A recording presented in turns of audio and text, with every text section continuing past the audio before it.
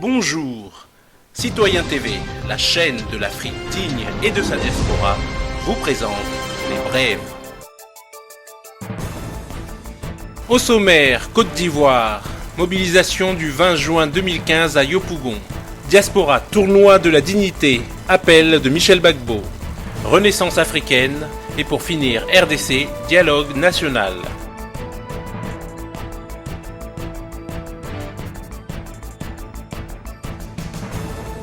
Commençons avec la Côte d'Ivoire, séance de travail ce jeudi 18 juin 2015 entre Marie-Odette Lourougnon, vice-présidente du FPI, chargée de la mobilisation du parti et des organisations féminines, et le présidium de la CNJC, conduite par le camarade Serge-Émile Aléba, responsable de la jeunesse de l'UDECI. Objet, préparatif du meeting de la CNC du 20 juin 2015 à Yopougon à 9h à Figayo. Patriotes et résistants, tous à Figayo.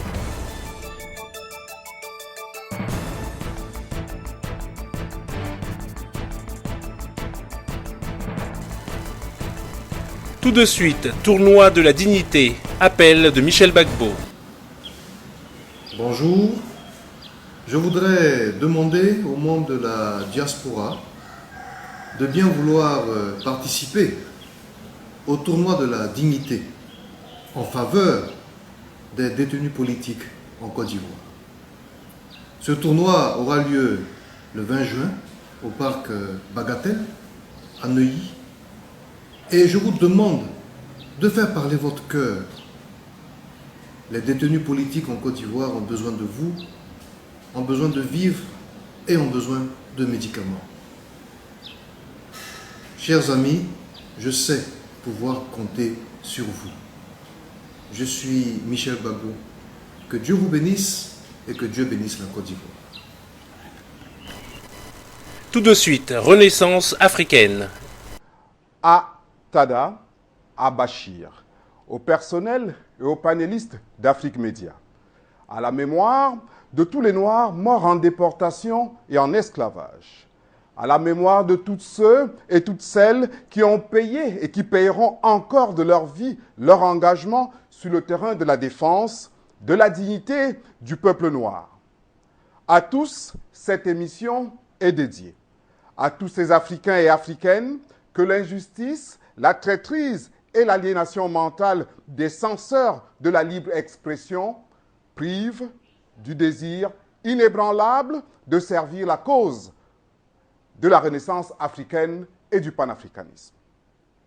À vous, téléspectateurs, qui agissez avec abnégation contre l'imposition de la culture européenne sous le couvert de l'universalité. À vous, téléspectateurs d'Afrique Média, qui protégez jour et nuit la culture, les valeurs et surtout la religion kamite. Il est certain qu'avec Afrique Média, le destin des peuples noirs entre dans une phase déterminante qui requiert la participation et la solidarité de tous et de chacun. C'est dans la solidarité autour de Tada, de Bachir, du personnel et des panélistes d'Afrique Média que l'avenir du monde noir se fera, ou alors l'Afrique, notre mère patrie, ne sera jamais. Afrique Média a le mérite d'avoir imposé le lieu du débat, le franc CFA, et clairement désigné l'adversaire, la France. Et ça, jamais les élites, si promptes à donner des cours d'esthétique langagière, n'ont pas eu l'audace de le faire. Comment pourrait-elle le faire? Cette élite, intellectuellement aliénée, appauvrie et mieux aliénante et appauvrissante. À cette élite, nous disons, un illettré debout va plus loin que deux intellectuels assis. Tada, Bachir, chers panélistes et présidents d'Afrique Média, par-delà les sombres voiles, le drapeau de la victoire est levé, l'Afrique Média, n'est-ce pas, est de retour avec l'Afrique. Merci, ce poème a été pastiché à partir d'un texte de Doué Nyoncéa. Chers téléspectateurs, cette phase d'expression de notre solidarité de notre solidarité avec Afrique Média, n'est-ce pas, va se faire à travers un documentaire. Il est reproché à Tada et à Bachir de n'avoir pas encadré les panélistes qui auraient eu des propos peu civilisés vis-à-vis de la France. Après le documentaire que nous allons voir, n'est-ce pas, vous ferez votre propre opinion sur la légèreté avec laquelle on s'est attaqué à Juliana Tada, à Bachir et aux panélistes d'Afrique Média. Le ministre de la guerre de l'époque, qui s'appelait Girard, il faut se résigner à refouler au loin, à exterminer même la population indigène. Le ravage, l'incendie, la ruine de l'agriculture sont peut-être les seuls moyens d'établir solidement notre domination. Savary, duc de Rovigo, apportez des têtes, bouchez les conduites d'eau avec la tête du premier bédouin que vous rencontrerez, au nom bien sûr de la civilisation. Christian, dans l'Afrique française, un détachement de l'armée parti d'Alger surprend la tribu désarmée des Olifia et massacre sur le champ tous les hommes, femmes, enfants, sans distinction. On parlera de 12 000 morts. Les troupeaux raflés aux Olifia seront vendus au consul du Danemark. Quant au reste du butin, il fut exposé au marché de Babazoun. On y voyait des bracelets de femmes, encore attachés à des poignets coupés, et des boucles d'oreilles pendant à des lambeaux de chair, au nom de la civilisation. Le colonel François de Montagnac. Selon moi, toutes les populations qui n'acceptent pas nos conditions doivent être rasées. Tout doit être pris, saccagé, sans distinction d'âge et de sexe. L'herbe ne doit plus pousser là où l'armée française a mis le pied. En juin 1845, la tribu des Ouled Riha, chassée de ses douars par les détachements incendiaires du colonel Pélissier, se réfugie dans des grottes de montagne. Ordre du maréchal Bugeaud. Si ces gredins se retirent dans leurs cavernes, imitez Cavaignac aux Béha, fumez-les à outrance comme des renards. Voici le récit d'un témoin, français bien sûr. Voir au milieu de la nuit, à la faveur de la lune, un corps de troupes françaises occupé à entretenir un feu infernal. Entendre les sourds gémissements des hommes, des femmes, des enfants et des animaux, le craquement des rochers calcinés s'écroulant. Le matin, quand on chercha à dégager l'entrée des cavernes, gisaient des bœufs, des ânes, des moutons. Parmi les animaux entassés sous eux, on trouvait des hommes, des femmes, des enfants.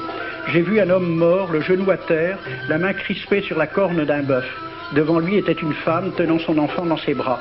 Cet homme avait été asphyxié au moment où il cherchait à préserver sa famille de la rage de cet animal. On a compté 760 cadavres. Le 8 mai 1845, Saint-Arnaud découvre 500 Algériens qui s'abritent dans une grotte entre Ténès et Mostaganem. Saint-Arnaud ordonne à ses soldats de les emmurer vivants. Il écrit « Je fais boucher hermétiquement toutes les issues et je fais un vaste cimetière. La terre couvrira à jamais les cadavres de ces fanatiques. » C'est à peu près ce qu'ont dit les Allemands en massacrant le village d'Oradour-sur-Glane. Montagnac, toujours lui, le colonel. Voilà comment il faut faire la guerre aux Arabes. Tuer tous les hommes jusqu'à l'âge de 15 ans. Prendre toutes les femmes et les enfants. Vous me demandez ce que nous faisons des femmes que nous prenons? On en garde quelques-unes comme otages. Les autres sont échangées contre des chevaux et le reste est vendu à l'enchère comme bête de somme. Toujours au nom de la civilisation. Nous rapportons un plein baril d'oreilles récolté pair à pair sur les prisonniers. Il contient même celle d'un de nos 58 gendarmes morts de maladie. 2 pièces de 100 sous ne sont pas à dédaigner. Le maréchal Soult, ministre de la guerre, répondant à des questions à la Chambre des députés. En Europe, un tel acte serait horrible et détestable. En Afrique, c'est la guerre même. C'est la guerre même, c'est du moins ce que dit le ministre français, mais en face, voici un décret pris par l'émir des Arabes, l'émir Abdelkader.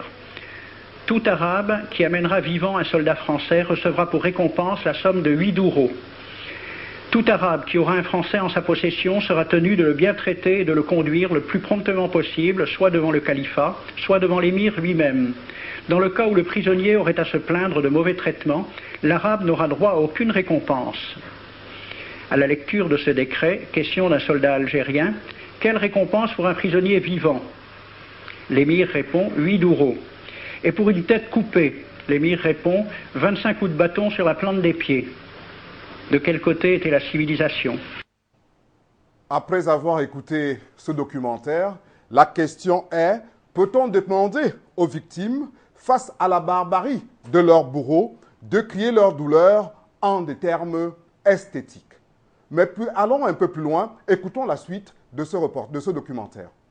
J'ai donc fait ce film avec les citations et des dessins et gravures qui étaient à la Bibliothèque nationale à Paris, et j'ai proposé le film à la Ligue de l'enseignement pour qu'il soit projeté dans les lycées et collèges de France et de Navarre. La Ligue de l'enseignement l'a refusé avec cette appréciation. Quoique très correctement réalisé et basé sur des documents indiscutables, ce film va à l'encontre de toutes les idées qui servent de base à l'enseignement de la pénétration française en Afrique du Nord, ce qui rend sa diffusion impossible. C'était reconnaître que l'enseignement n'avait pas pour but l'éducation, c'est-à-dire l'ouverture vers la réalité, mais l'endoctrinement au service d'une idée politique. Et pour finir, RDC, dialogue national. Le chef de l'État poursuit les consultations à la Cité de l'Union africaine. Après les députés, ce mercredi, Joseph Kabila a reçu la délégation des sénateurs conduite par Léon Kengo-Adondo, président de la Chambre haute du Parlement. Le processus électoral a été l'essentiel de cet échange. Le Sénat, qui se montre partant pour un éventuel dialogue, exige l'enrôlement des nouveaux majeurs à tous les niveaux des élections. Je viens à vous. Léon Kengo-Adondo, de nouveau devant le chef de l'État dans le cadre des consultations, oui.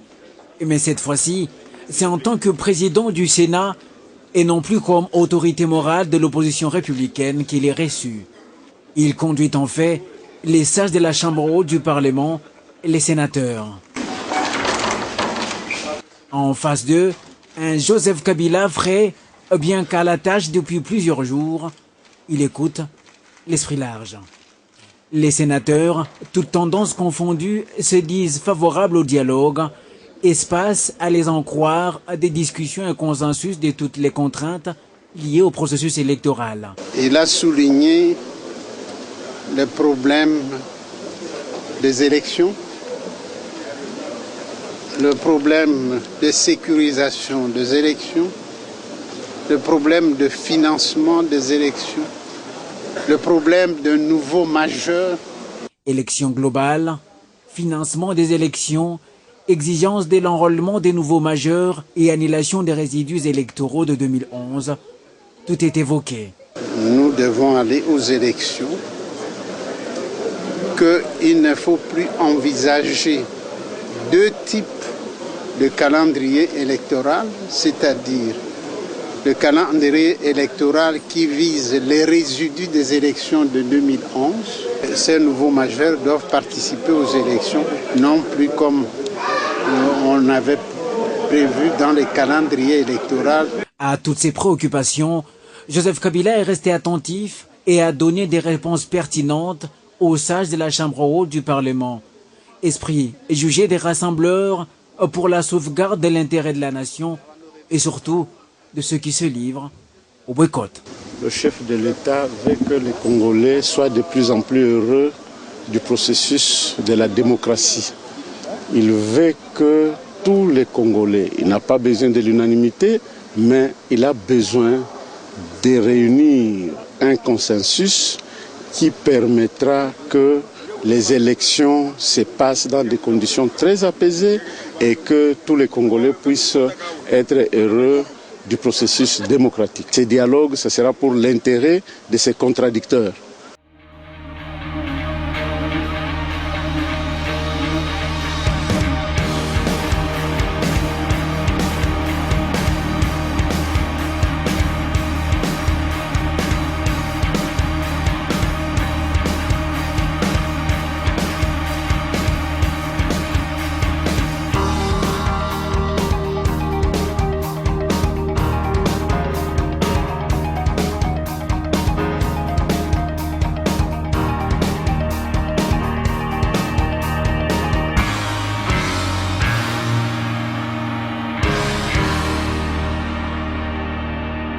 Citoyen TV, la chaîne de l'Afrique digne et de sa diaspora, vous a présenté Les Brèves.